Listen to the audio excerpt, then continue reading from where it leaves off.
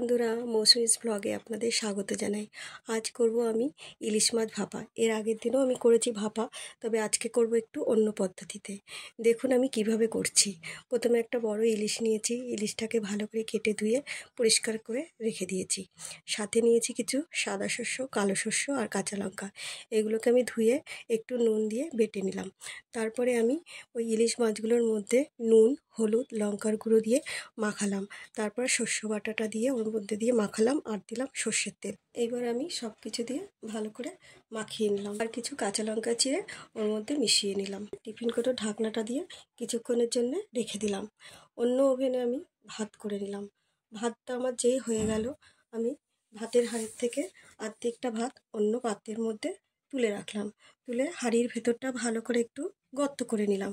করে আমি টিফিন কৌটোটা ওর মধ্যে বসিয়ে দিলাম। দেখতে হবে যাতে কাত না হয়ে যায়। তারপর আমি পাত্রের ভাতগুলো সব ওর মধ্যে দিয়ে ভালো করে ঢাকা দিয়ে রেখে দিলাম। আবার ঘন্টাখানেক পর আমি ভাতের হাঁড়িটা আলগা করে আমি ভাতগুলো একে একে সব অন্য থালার মধ্যে তুলে নিয়ে আমি টিফিন কৌটোটা আস্তে করে বার করে আলগা করে দেখলাম ইলিশ ভাপাটা কমপ্লিট হয়ে গেছে। এইভাবে আমি আজকের রান্নাটা শেষ করলাম।